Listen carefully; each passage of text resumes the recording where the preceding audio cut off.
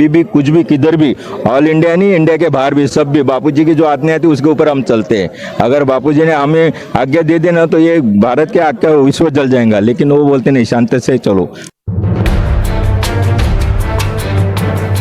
उनके रहते रहते उनकी वैल्यू समझ में नहीं आती, और जब वो हमारे से दूर चले जाते हैं तब जाके हमें उनकी वैल्यू समझ में आती है। राम भी जब तक अयोध्या में थे तब तक वो राजा दशरथ के बेटे थे। अगर राम वहाँ पे ही रहते और ना ही रावण का विनाश करते, ना वनवास में जाते, तो राम को कोई भगवान बोलता ही नहीं था। कुछ लोग भारतीय है ना जिन्होंने मूर्खता की है और जिन्होंने उनको षड्यंत्र के तहत फंसाया, या जिन्होंने उनसे अलग हो गए, वो कल भविष्य में ना लाइन में लगाने का भी उनको मौका नहीं मिलेगा। वो दूर ही रहेंगे, वो इतने मतलब उनको मौका ही नहीं मिलेगा। और बाहर से जो उनकी वैल्यू समझ रहे, विदेशों में भी लोग बैठे हैं इतने कि जो आज वहाँ दूर दराज में बैठ के भी आज बापूजी की से सहमत है और उनको आज भी गुरु रूप में वैसे ही मानते हैं जैसे पहले मान रहे थे। ये जो साधक है ना, यहाँ पे अगर पैसे देके लाया होता आपने तो इसमें आनंद नहीं लेते थे। वो कितने आनंद होल्डिंग्स वगैरह की कंपनी, बापूजी ने सीधा सीधा बोला कि ये जहर है। उन्होंने बोला कि भाई आप भारत तो एक विविधता से भरा देश है, गन्ने का रस पियो, ऑरेंज संतरे का रस पियो, ये सब चीजें खाओ, तुम्हें क्या जरूरत है ये कोल्ड ड्रिंक्स पीने की, ये जहर है। और बंगाल की मुख्यमंत्री जो थी, उन्होंने मोदी जी को बोला था कि कंकड़ मारेंगे, कंकड़ बंगाल में आएंगे, तो ऐसा बोला था। लेकिन मोदी जी ने उसको सकारात्मक लिया। उन्होंने कहा दीदी कोई बात नहीं, कंकड़ भी संभाल के रखेंगे, वो भी हमारे काम आएंगी। तो अपने बीच में से छोटा बड़ा ऊंच नीच का भेदभाव हटाकर हमको सबको संगठित रहना है, ताकि जो हमारे जड़ें काटने के लिए, हमारी बर्बादी के लिए जो विरोधी ताकतें हैं, गद्दार जो हैं, वो हमारे पर हावी नहीं होंगे। तो दोस्तों आपने देखा कि ये जो यात्रा थी उसकी पूर्णाहुति हो चुकी है और यहाँ पे संत श्री आसाराम बापूजी आश्रम में पूर्णाहुति हुआ है। अभी सभी लोग झूमते झूमते नाचते गाते यहाँ पर आए हैं। मैं उनसे जानने की कोशिश करूँगा कि आखिर उनको कितना आनंद आया। सबसे पहले आप मुझे बताइए, आपको ये यात्रा में झूमा, भजन पे झूमा, आपको कैसा लगा? बहुत अच्छा आनंद आया। बहुत अच्छा आनंद आया। ऐसा आनंद और कहीं नहीं मिलता है क्या? नहीं, कहीं नहीं, बापू के दरबार में मिलता है आनंद। सनातन धर्म में जो आनंद है वो दुनिया में कहीं आनंद नहीं है। फिर भी लोग सनातन धर्म के इतना विरोध क्यों? नहीं, वो सदा से परंपरा चली आई है। राम राज्य में भी रावण अपराधी था, वो भी पाप किया था उसने, यानी दोनों भी एक दूसरे के पूरक है। अधर्म होगा तो धर्म है, तो अधर्म भी होगा, लेकिन ये दोनों चीज संसार में रहने वाली है। कभी अच्छाई बुराई हमेशा रहेंगी, लेकिन हमें सोचना है कि हमें किस के साथ में खड़ा रहना है। अच्छा, मुझे एक चीज़ बताइए, जब भी हमारे सनातन धर्म में कोई साधु संत हो या कोई महापुरुष हो या कोई भगवान जब अवतार लेते हैं तो हम उनका इज्जत मान सम्मान नहीं करते। जब वो रहते हैं तो जिंदा रहते हैं, तो जब वो समाधि में लीन हो जाते हैं तो पूरी दुनिया उसको मंदिर बना कर पूछती है। ऐसा क्या है? यही तो एक विडंबना है कि उनके रहते रहते उनकी वैल्यू समझ में नहीं आती, और जब वो हमारे से दूर चले जाते हैं तब जाके हमें उनकी वैल्यू समझ में आती है। राम भी जब तक अयोध्या में थे तब तक वो राजा दशरथ के बेटे थे। अगर राम वहाँ पे ही रहते और ना ही रावण का विनाश करते, ना वनवास में जाते, तो राम को कोई भगवान बोलता ही नहीं था। राम को कोई भगवान बोलता नहीं था, तो राम को भी उपाधि तभी मिली। तो हम इन चीज़ों से घबराने वाले नहीं है। आज अगर हमारे बापू जेल में है तो वहाँ पे भी हम ये, ऐसा हमारा मानना है कि वहाँ पे भी कुछ एक बहुत बड़ा कुछ हमारे सामने एक ऐसी तस्वीर आएगी कि हम उनको भी भविष्य में भगवान मानेंगे। कुछ लोगों ने ऐसा मुझे बताया कि बापूजी जेल में गए तब से बहुत बड़ा परिवर्तन हो रहा है संसार में। जैसे आपने देखा कि मोदी जी की सरकार बन गई केंद्र में, उसके बाद राम मंदिर का मुद्दा सॉल्व हो गया, 370 आर्टिकल्स। पब्लिक के बीच में रहते हुए बहुत सी सारी चीज़ें ऐसी हैं कि जो पब्लिक के हिसाब से हम उन चीज़ों को नहीं कर पाते, क्योंकि हमें एकांत नहीं मिलता है। तो हो सकता है, ये हमारा ऐसा मानना है कि एक ब्रह्मज्ञानी संत जो है, उनकी जो विचारधारा है या उनकी जो सोच है, वहाँ तक हम नहीं जा सकते। कहने का मतलब ऐसा कह सकते हैं कि बापूजी का लीला है, बापूजी लीला का। हाँ बिल्कुल। जैसे भगवान राम ने 14 वर्ष के लिए बनवास गए थे, लीला किए थे, और उसके बाद वहाँ पे वन में बहुत लोग उनका इंतजार कर रहे थे, और आज भगवान पूजे जाते हैं। तो उसी तरह बापूजी भी कुछ लीला कर रहे हैं। राम जी ने भी अपना कभी भी प्रभुत्व नहीं जताया, वैसे हमारे बापूजी हैं। अच्छा, तो ऐसा लगता है कि जब बापूजी यहाँ पर आएंगे तो भारी संख्या में भीड़ होगा, लोग उनको ज़्यादा संख्या में भीड़ नहीं है होगा कि जो भारतीय है ना, जिन्होंने मूर्खता की है और जिन्होंने उनको षड्यंत्र के तहत फंसाया, या जिन्होंने उनसे अलग हो गए, वो कल भविष्य में ना लाइन में लगाने का भी उनको मौका नहीं मिलेगा। वो दूर ही रहेंगे, वो इतने मतलब उनको मौका ही नहीं मिलेगा। और बाहर से जो उनकी वैल्यू समझ रहे, विदेशों में भी लोग बैठे हैं इतने कि जो आज वहाँ दूर दराज में बैठ के भी आज बापूजी की से सहमत है और उनको आज भी गुरु रूप में वैसे ही मानते हैं जैसे पहले मान रहे थे। अच्छा, बापूजी का ऐसा कुछ संकल्प है, बापूजी ने बोला था कि हम भारत को विश्व गुरु बनाएंगे। आज ऐसा प्रतीत हो रहा है कि बच्चा बच्चा जय श्री राम का नारा लगाता है और बच्चा बच्चा जय श्री राम कहता है। बापूजी संकल्प कर रहे हैं। बापूजी का संकल्प भी था कि भारत को विश्व गुरु बना के रहेंगे, तो बापूजी अंदर बैठ के ना वो सब चीजें चल रही है उनकी। एक चीज मुझे लोगों ने और बताया था कि बापूजी एक सत्संग के माध्यम से बताए थे बापूजी कि जितना मैं बाहर रह के देश का भला नहीं कर सकता उतना मैं एकांत में रह के। तो बापूजी ऐसा तो नहीं लगता कि बापूजी इसी वजह से जेल के अंदर है? देखिए हमारे लिए कभी कभी क्या होता है ना कि दोनों भी चीज़ें हमारे लिए, हमें किसी भी विचारधारा को, नकारात्मक हो या सकारात्मक, हमें किसी के भी विरोध में नहीं जाना, क्योंकि सनातनियों की एक सबसे बड़ी यही एक ये है कि मतलब सनातनी किसी भी चीज़ को अलग नहीं लेते हैं। तो राम जब भी वनवास गए तो उन्होंने रावण को हजारों बार समझाया कि हमसे विरोध मत करे, दूसरे लोगों ने भी समझाया कि राम से विरोध नहीं करे, लेकिन उन्होंने माना ही नहीं। एक सवाल में और का नशा ज़्यादा चढ़ता है ना, उसका उतरता जरूर है, तो हमें उन चीज़ों के ऊपर नहीं जाना। हमारे लिए दोनों भी चीज़ें, जैसे कि अभी बंगाल की मुख्यमंत्री जो थी उन्होंने मोदी जी को बोला था कि कंकड़ मारेंगे, कंकड़ बंगाल में आएंगे, तो ऐसा बोला था, लेकिन मोदी जी ने उसको सकारात्मक लिया। उन्होंने कहा दीदी कोई बात नहीं, कंकड़ भी संभाल के रखेंगे, वो भी हमारे काम आएंगी। तो हमारी सनातनियों की ये परंपरा है कि हम किसी चीज़ को गलत अर्थों में नहीं लेते, हम हर चीज़ को पॉजिटिव लेते हैं। तो आज हमारे बापूजी अंदर हैं, तो हमारे सामने भविष्य में एक बहुत बड़ा परिवर्तन होगा। और ऐसा है कि आज जो लोग पछताएंगे उन चीज़ों को लेके कि हमने कैसे एक संत का सानिध्य से हम दूर हो गए। मुझे एक चीज़ और बताइए, क्या सरकार को इस पर एक्शन नहीं लेना चाहिए? बापूजी अब निर्दोष है, न जाने कितनी महिला, मैंने कई बार बाइट लिया, जगह जगह पे इंटरव्यू भी लिया, तो बहुत सी महिलाएं रो रो को अपना विचार व्यक्त करती है, बताती है कि बापूजी निर्दोष है। तो मैं आप लोगों से जानना चाहता हूं, क्या सरकार को एक महिला की आवाज़ सुन रही है, एक महिला की आवाज़ उसको कान तक गई, और इतनी हजारों लाखों महिलाएं रो रही है बापूजी के लिए, तड़प रही है, बापूजी के लिए विडंबना कर रही है, क्या वैसी महिला की आवाज़ सरकार तक नहीं पहुँच रही है? नहीं, सरकार को जरूर इस विषय में सोचना चाहिए, और ख़ास तौर से जो सरकार सनातन धर्म के पक्ष में है उनको तो ये सोचना ही चाहिए, उनको जानना ही चाहिए। जबकि सरकारों को, हर किसी को ये पता है कि बापूजी निर्दोष है। ऐसा कोई भी नहीं है जिसको नहीं पता है कि बापूजी षड्यंत्र के तहत अंदर है। बापूजी आज समाज का इतना कल्याण किए, और जिन्होंने बड़ी बड़ी कंपनियां, जो हमारे देश में वैलेंटाइन डे हो गया, दूसरी दुनिया भर की गंदगी थी, वो सब एक कचरा ऐसे साफ कर दिया, उन सब ने मिलकर षड्यंत्र के तहत बापूजी को फंसाया। ये हर भारत के हर बच्चे को पता है, पूरे विश्व भर को पता है कि आज बापूजी षड्यंत्र के तहत अंदर है। लेकिन ये तो अब उनकी, वो जाने क्यों इस चीज़ को ये नहीं रही, उसका हमें बड़ा दुख है। बापूजी जेल में, इधर आइए, बापूजी जेल में है, फिर भी इतना भव्य संकीर्तन यात्रा निकाला गया, और यहाँ पे पालघर में समाज को ये बताया गया कि बापूजी निर्दोष है। हर महिला, हर बच्ची यहाँ पे कहना चाहता है, ठीक है? तो आप लोग समाज में क्या संदेश देना चाहते हैं? बापूजी का ये जो संकल्प था भारत विश्व गुरु बनाना, ये संकल्प ही साकार होने जा रहा है, और सब साधकों में जो जागृति आ रही है। और पहले से हमें ये दिखाई दे रहा है कि पहले जो सेवाएं चलती थी, बापूजी अंदर जाने के बाद में काफ़ी लोगों में सेवा, और भी ज़्यादा सेवा बढ़ गई है। सेवाएं बढ़ गई है। ऐसा क्यों? लेकिन ऐसा अभी जो जब बापूजी जेल में है, बापूजी को आप लोग मानते हैं, फॉलो करते हैं बापूजी जेल में, तो आप लोग को मन तो उदास होना चाहिए ना। आप लोगों ने सेवा को और बढ़ा दिया। मैं कई लोगों के मुंह से सुना है, बापूजी ने ब्रह्म ज्ञानी संत है, उनको मान अपमान, उनके लिए सब रास्ता, सब भाव होता है, उनको कोई फर्क नहीं पड़ता है। ये है कि हमें तकलीफ होती है दिल को कि हमारे गुरुदेव जो है वो अंदर है, लेकिन बापूजी, हमने फिर वही दूसरी बात कहती हूँ कि एक विशाल परिवर्तन कुछ होगा। और एक बार हमारे बापूजी ने कहा था कि मैं अपने भक्तों को वही रूप दिखाऊंगा जो कृष्ण भगवान ने अर्जुन को दिखाया था। आप ये कहना चाहते हैं जिस तरह त्रेता में भगवान राम 14 वर्ष का बनवास काट के अयोध्या आए थे और पूरी दुनिया आज उसको पूछती है, द्वापर में भगवान कृष्ण आए थे, आज उनको भी बहुत सा सताया गया था और पूरी दुनिया आज पूछती है। उसी तरह संत श्री आसाराम बापूजी के ऊपर इतना आरोप लगा है, भले ही पल भर के लिए लोग को, ऐसे संत नहीं हुए जिनके ऊपर आरोप नहीं लगा। 8 साल गुरु नानक जी जेल में रहे, और 8 साल के बाद जब उन्हीं के शिष्यों ने उनको अंदर डलवा दिया था षड्यंत्र के तहत, लेकिन आज गुरु नानक जी को दुनिया मानती है। अच्छा, मुझे बापूजी के प्रति जो षड्यंत्र हुआ है उसके पीछे, बुद्ध को यहाँ पे महात्मा बुद्ध हो गए हमारे यहाँ पे, उनको भी षड्यंत्र के तहत फंसाया, तो वो यहाँ से भारत छोड़ के चले गए। आज महात्मा बुद्ध के फॉलोअर्स कितने, दुनिया उनको मानती है। एक बात बताइए कि बापूजी ऐसे होते ही हैं लोग कि जब किसी की कोई इतने प्रख्यात हो जाते हैं, इतनी सिद्धि किसी को मिल जाती है, तो उनको कुछ जमीन पे लाने के लिए कुछ ना कुछ षड्यंत्र रचते रहते हैं। ऐसे आसपास ऐसी जो घृणित विचारधारा की जो शक्तियां रहती हैं वो संसार से जाने वाली नहीं है,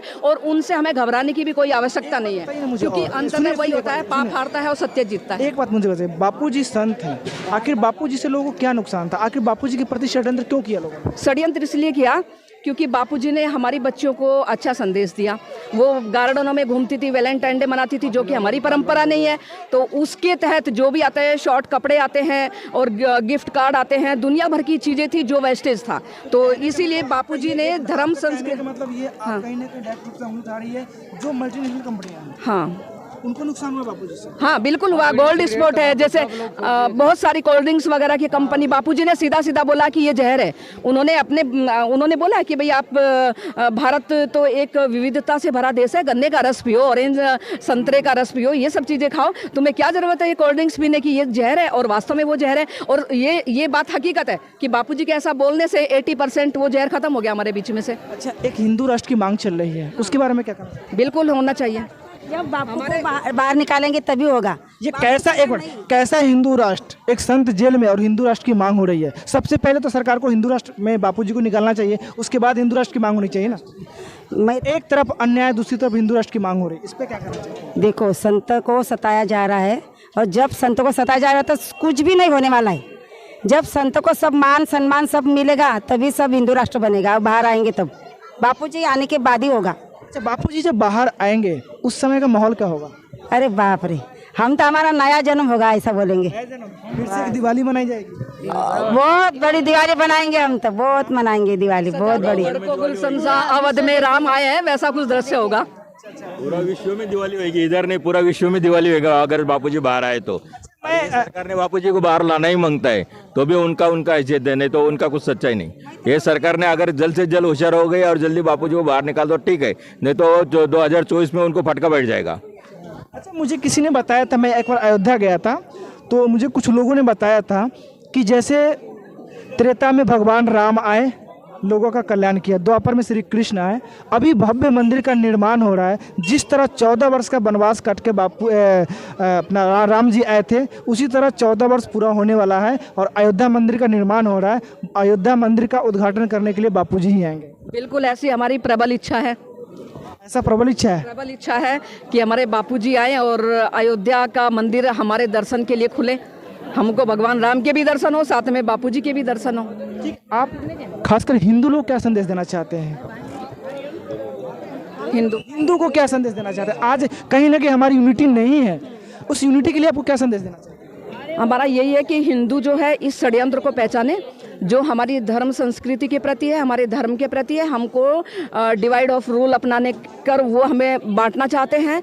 और इसीलिए हमारा उनसे कहना है कि अपने धर्म और संस्कृति से जुड़े, अपने बीच में से छोटा बड़ा ऊंच नीच का भेदभाव हटाकर हमको सबको संगठित रहना है, ताकि जो हमारे जड़ें काटने के लिए, हमारी बर्बादी के लिए जो विरोधी ताकतें हैं, गद्दार जो हैं, वो हमारे पर हावी नहीं होवे। और हमारा, क्योंकि हमारे पास कुछ भी नहीं है, भारत एक हमारा अकेला बचा है। आज जम्बू द्वीप कभी इतना बड़ा सनातन धर्म, इतना बड़ा हमारा देश था, आज वो 18 टुकड़ों में डिवाइड हो गया। तो हमारे लिए तो ये सबसे ज़्यादा चिंता का विषय है। और अभी भारत को फिर से बांटने की बातें करते हैं तो हम कहाँ जाएंगे? तो हमारे लिए सबसे ज़्यादा तो ये है कि हिंदू जो है वो अपना निजी स्वार्थ को छोड़कर वो पहले अपने धर्म और संस्कृति के बारे में एक मंच पर आए।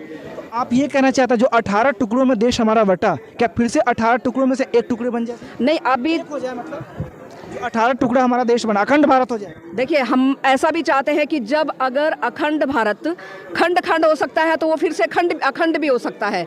और ये योगी जी का कहना भी है कि अगर भारत खंडित हो सकता है तो फिर से अखंड भी हो सकता है। अगर भारत तक अखंड भारत बन जाता तो इसका श्रेय आप किसको देंगे? इसका श्रेय आप, क्रेडिट जो होगा वो संत को देंगे या तो आप नेता को? हमारे संतों को देंगे, हमारे संतों को देंगे, क्योंकि संतों का ये देश है और संतों ने ही पूरी विश्व भर को रास्ता दिखाने का काम किया है। आज जो लोग इतने होशियार बनकर हमको पढ़ाने का हमको सिखाते हैं, वो सारा हमारा चुराया हुआ लेके वहाँ पे और हमको उल्टा सिखाते हैं। जबकि विश्व भर ने पढ़ना हजारों साल बाद किया, हमारे यहाँ पे तब तक हजारों गुरुकुल चलते थे। अच्छा, मुझे एक चीज़ बताइए, गुरु शिष्य परंपरा जल्दी से जल्दी यहाँ पे लोग ध्यान देना चाहिए कि गुरु शिष्य परंपरा यहाँ पे शुरू हो और गुरुकुलों में ज़्यादा से ज़्यादा अपने बच्चों को पढ़ाए। कॉन्वेंट स्कूलों के चक्कर में भी हमारी सबसे ज़्यादा बर्बादी होती है। गुरुकुल और कॉन्वेंट में क्या डिफरेंस? बहुत डिफरेंट है। हमारे धर्म संस्कृति से हमको अनभिज्ञ रखा जाता है। कॉन्वेंट में ऐसा शिक्षा नहीं दिया तो गुरुकुल जैसा? कॉन्वेंट स्कूल इस चीज़ को हरगिज़ नहीं बता सकते। वो तो अपनी अलग ही अपनी उनकी विचारधारा रहती है। हमने खुद अपने बच्चों को पढ़ा के देखा है और उसके बाद में जब हमने देखा कि यहाँ पे ये चीज़ गलत है तो हमने अपने बच्चों को आश्रम में पढ़ाया। पेरेंट्स को आप क्या बताना चाहते हैं, पेरेंट्स को क्या मैसेज देना चाहते हैं कि गुरुकुल में पढ़ाए बच्चों को? देखिए, गुरुकुल में पढ़ाए, अपने जो भी हिंदू संस्कृति से जुड़े हुए लोगों ने जो स्कूल कॉलेजेस जिनके हैं तो वहीं पे अपने बच्चों को पढ़ाएं, कॉन्वेंट में हरगिज़ नहीं पढ़ाएं। आप मुझे ये बताइए कि अगर हिंदू राष्ट्र हुआ तो इसमें हिंदू राष्ट्र होने के बाद क्या जो विदेशी जो कुछ लोग हैं जो टुकड़े टुकड़े 18 टुकड़े में हो गए हैं उनको क्या कुछ फर्क पड़ेगा? क्यों नहीं फर्क पड़ेगा? अगर सब हिंदू राष्ट्र एक होगा तो वो भी हमारे साथ एक हो जाएगी। फिर वो भारत में तालमेल मिला के रह सकते हैं? क्यों नहीं रहेंगे? क्योंकि वो संस्कृति अगर ये समझ गई हिंदू संस्कृति क्या है, अगर उनने समझ लिया तो एक हो सकते हैं। क्यों कैसे समझाएंगे? कैसे देख रहे हो वोट बैंकिंग के लिए क्या क्या करते रहे, कितना हद तक नीचे गिर जाते हैं, कैसे उन्हें समझाएंगे? वो संत ही काम कर सकते हैं, वो संत ही सबको एक एक कर सकते हैं। जब तक बापूजी नहीं, जब तक बाहर आएंगे तो सबको एक कर सकते हैं। उनने उतना पावर है, हमारे बापूजी में, हमारे बापूजी हमारे भगवान है, उनने उतना पावर है, वो सब एक कर सकते हैं, सबको एक कर सकते हैं। और जो आपने एक सवाल पूछा था कि आपने यो कैसा बढ़ा के दिया, बापूजी का कार्य कैसे बढ़ गए, बापू तो अंदर गए और बापूजी कार्य कैसे बढ़ गए, उसका कारण मैं बताता हूँ कि जब बापूजी अंदर गए तो बापूजी हमें प्रेरणा दी है कि हमारा जो कार्य है, मैं यहाँ भी है, आपके पास भी हूँ, यहाँ अंदर भी हूँ, बाहर भी हूँ, और वो हमारे हृदय में, वही हमको प्रेरणा देते हैं, हम इसलिए ज़्यादा कार्य बढ़ गए उनके। चाहे जितना भी मुसीबत है, जितने विपत्ति है, फिर भी हम समाज के कार्य नहीं छोड़ेंगे। नहीं छोड़ेंगे, बिल्कुल नहीं छोड़ेंगे, हम तो करते ही रहेंगे। यही बापू के बच्चों की पहचान है। ओ, यही बापूजी बच्चे नहीं रहते कच्चे, हम तो आगे बढ़ेंगे उल्टा। उन्होंने बापूजी ने तो आप ये सब है ना, बापूजी ने हमें सब शांति का मार्ग बताए करके हम चुप है, क्योंकि हम गुरु के आज्ञा के आगे नहीं जाते। जब तक गुरुजी बोलेंगे ना वैसे हम करते हैं सब। अभी भी कुछ भी किधर भी, ऑल इंडिया नहीं, इंडिया के बाहर भी, सब भी बापूजी की जो आज्ञा थी उसके ऊपर हम चलते हैं। अगर बापूजी ने हमें आज्ञा दे दी ना तो ये भारत के आज्ञा विश्व जल जाएगा, लेकिन वो बोलते नहीं, शांति से चलो, जो करना है वो अच्छा करो, किसका नुकसान नहीं करो, किसका बुरा नहीं बोलो, किसको बुरा नहीं बोलने का, किसका बुरा नहीं करने का, ये हमने सीख दिया है बापूजी ने हमको। इसलिए हम शांति के मार्ग सबकी सेवा करते हैं। सेवा कार्य बढ़ने का कारण ही है कि हमको लगता है बापूजी ने इतना बताया सेवा तो हम इतना करने को जाते हैं। बापूजी ने बोला ना इतना 10 लोगों का सेवा करो, हम 100 लोगों का करते हैं, क्योंकि हमारे गुरुदेव वो खुश होना मांगते हैं, हमारे गुरुदेव हमारे ऊपर खुशी रहना मांगता है, उनका आशीर्वाद हमारे ऊपर बसना मांगता है। अच्छा, मुझे एक चीज़ और बताइए, जब आप लोग रोड पे इस तरह का रैली संकीर्तन यात्रा निकालते हैं तो बहुत से लोगों को मैं देखता हूँ कि वो लोग देखते रहते हैं, तो क्या उनके मन में कैसा विचार आता होगा? उनके विचार आते हैं, अरे यार ऐसा निगेटिविटी विचार तो नहीं आता होगा? नहीं, वो अभी ये लोग जो है ना, जो वो अभी ऐसे सोचते हैं कि ये हमने जो मीडिया वाले ने हमको बताया है, अगर मीडिया वाले ऐसा बता रहे तो इतना लोग क्या, ये थोड़ी है कि इतना लोग एक साथ होके संकीर्तन यात्रा निकालते हैं, कुछ ना कुछ सच्चाई है इसलिए तो करते हैं ना। उनके दिल में ऐसा विचार आता है कि कुछ ना कुछ। पालघर में जो संकीर्तन यात्रा संस्कृति रक्षा का जो रैली निकाला गया पालघर में, आप पालघर के साधक बापूजी से जिन्होंने दीक्षा ली है, साधक तो थे ही, आज पूना से 100-150 लोग आए, मुंबई से, उल्लासनगर से, ऐसे पालघर के बाहर से नहीं बोले तो वे हजारों साधक आ गए। तो इसमें क्या है कि पूज्य गुरुदेव का हमारे मन में प्यार है और उनकी शिक्षा है और दीक्षा है कि कुछ भी हो, कि समाज के लिए हम समाज में से सांस ले रहे, पानी ले रहे, तो समाज को हमने कुछ देना लगता है। तो ये जो बात है हम लोगों को पड़ता है, हम समाज को परहित परहित जो है साध्य करना वो हम कर रहे। अभी आपने जो बताया कि जो रैली निकली तो कुछ लोगों को आश्चर्य होता होगा, बिल्कुल आश्चर्य होता होगा कि आज के वातावरण में जब पिछले 8-9 साल से हमारे बापूजी शरीर से अंदर है, लेकिन सूक्ष्म रूप से हमारे सभी साधकों के दिल में है, हमको बिल्कुल ऐसा महसूस नहीं होता है कि बापूजी वहाँ हैं। हर साधक को एक एक्सपीरियंस आपको बोलता हूँ कि प्रेरणा मिलती है, भले ही सपने में मिलो या जब हम जप करते हैं, नियम करते हैं, उस समय प्रेरणा मिलो, लेकिन हर साधक से पूज्य गुरुदेव जुड़े हैं और सब साधक गुरुदेव से जुड़े हुए हैं। आप सबसे एक कड़वा सवाल पूछूंगा, बुरा मत मानना। ये भीड़ इकट्ठा किया, जैसे आपने बताया कि पूना से आया, मुंबई से आया, पालघर से आया, उल्लासनगर से आया, सब जगह से आया, तो मैं एक कड़वा सवाल, क्या आप पैसे देकर ऐसे लोग को लाए हैं आप लोग? मैं कड़वा सवाल पूछूं, ये जो साधक है ना, यहाँ पे अगर पैसे देके लाया होता तो इसमें आनंद नहीं लेते थे वो। तो आपने देखा होगा, शायद रैली में आप थे, कि कितने आनंद से नाच रहे थे वो। तो जो अंदर का जो आनंद आता है ना, वो पैसों से नहीं आता है, वो साधकों का आंतरिक आनंद जो है वो व्यक्त हो जाता है। और हम लोगों का उद्देश्य ये था कि पालघर जो है, पालघर थोड़ा मतलब यहाँ पे साधक जो है एक्टिवेट नहीं है, कम एक्टिवेट है। थोड़ा हमारे साधक गुरु भाई एक्टिवेट हो, ये उद्देश्य से भी हम बाहर से आए हैं। ये भी उद्देश्य है इसमें। यहाँ पे देखिए कि आप देखेंगे कि करीब आधा एकड़ में आश्रम है, और आश्रम आधा एकड़ कोई कम जगह नहीं होते। तो यहाँ पे कुछ तरह से यहाँ के जो साधक है, समिति है, एक्टिवेट हो जाए तो यहाँ पे भी जैसा सेवा कार्य हमारे बाकी जगह चल रहा है, तो यहाँ पे भी परहित की सेवा कार्य शुरू हो जाएगी। जो आश्रम यहाँ पे है ना, देख रहे हैं कि आजू बाजू चारों तरफ से बिल्डिंग है, क्या बिल्डिंग वाले को तकलीफ तो नहीं है इस टाइप से? यहाँ पे तो मधुर मधुर नाम हरि हरि ओम कीर्तन चलता है। तो जो दिन भर मेहनत मजूरी करके जो थकान लेके सोते हैं, तो अगर वो खिड़कियों से यहाँ पे मधुर कीर्तन का जो ये है वो सुनेंगे तो उनका थकान चले जाएगा प्रभु। इसमें मुझे नहीं लगता कि किसी को भी ऑब्जेक्शन होगा। तो दोस्तों देखा आपने, मुंबई से, उसके बाद पूना से, और भी बहुत जगह से, उल्लासनगर से, बहुत जगह से लोग दूर दूर से गाड़ी में भर के, बस में भरकर यहाँ पर आए। सभी लोग अपना जॉब, काम धंधा छोड़कर यहाँ पर आए हैं। तो कहीं ना कहीं आने का सबसे बड़ा रीज़न ये था कि गुरुजी बापूजी संत श्री आसाराम बापूजी को लेकर ये लोग यहाँ पर, उनकी पहचान की वजह से यहाँ पर आए हैं। और जो सुख, जो आनंद इन लोग को मिला है वो पैसे देकर कहीं नहीं मिल सकता, ये इन लोग का कहना है। और दूसरी बात, मैंने आप सबके लिए कड़वा सवाल भी इनसे पूछा कि हो सकता है भीड़ को इकट्ठा करना, पैसे देकर भीड़ को इकट्ठा किया गया होगा, लेकिन इनका कहना था कि अगर पैसे देकर हम भीड़ को इकट्ठा करेंगे तो जो आत्मज्ञान, जो आत्मा से जो प्रसन्नता मिली है वो शायद नहीं मिलती लोगों को। और भी तरह तरह की बात लोगों ने, महिलाओं ने भी कहा। सब आपको मैं रूबरू कराया। मैं चाहता हूं जितने भी चैनल है, मीडिया चैनल है, चाहे यूट्यूबर है, जितने भी हैं, मैं सभी लोगों से कहना चाहता हूं कि जो भी बापूजी के प्रति आरोप लगा है, आप सभी लोग इस तरह ग्राउंड रिपोर्टिंग कीजिए। ग्राउंड पे आपको क्या मिलता है उसके बाद ही बापूजी के ऊपर कोई क्लेम कीजिए। अगर ग्राउंड पे आप आकर देखेंगे, जिस तरह मैं एक मीडिया वाला हूं, मैं ग्राउंड पर आकर देखा, ग्राउंड पे मुझे ऐसा लगा कि जैसा बापू का दरबार है वैसा कहीं नहीं है। आज भी बापूजी जेल के अंदर है, फिर भी यहाँ पे लोग इतना भक्ति भाव से आते हैं, यहाँ पे समाज की सेवा करते हैं, गरीबों के लिए सोचते हैं, आदिवासी क्षेत्र में जाकर भंडारा करते हैं। शायद मुझे नहीं लगता कोई संत जेल में हो और उनके शिष्य इस तरह का काम करते हो। अगर है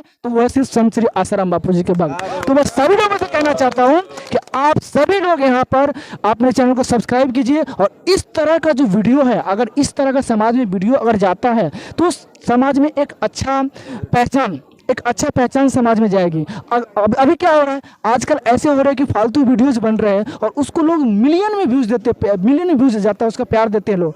लेकिन इस तरह का अगर हम अच्छा वीडियो बनाते हैं तो कहीं ना कहीं समाज को पॉजिटिव संदेश जाता है, लेकिन लोग इसको फॉलो नहीं करते, इसको व्यूज़ नहीं बढ़ाते। तो मैं सभी लोगों से कहना चाहता हूँ, दर्शक भाइयों बहनों से भी कहना चाहता हूँ कि आप लोग इस तरह का वीडियो को आप लोग वायरल कीजिए, शेयर कीजिए, कमेंट कीजिए, ताकि समाज में एक अच्छा मैसेज जाएगा। तो हमारा जो संकल्प है और बापूजी का जो संकल्प है, भारत को हमें विश्व गुरु बनाना है, वो तभी बनेगा जब तक एक एक लोगों तक ये वीडियो नहीं जाएगा, एक एक लोगों तक बापूजी के प्रति जो कुप्रचार हुआ है उसको सुप्रचार की झलक उसको दिखेगा नहीं, तब तक ये संभव नहीं है। तो मैं सभी साधक भाइयों बहनों सभी लोगों से कहना चाहता हूँ, और देश के हर एक नागरिक जनता से कहना चाहता हूँ कि आप लोग इस वीडियो को इतना वायरल कीजिए कि बापूजी के प्रति जो कुप्रचार हुआ है वो सुप्रचार में बदल जाए और भारत विश्व गुरु हो और हिंदू राष्ट्र भारत बने। जय हिंद, जय भारत।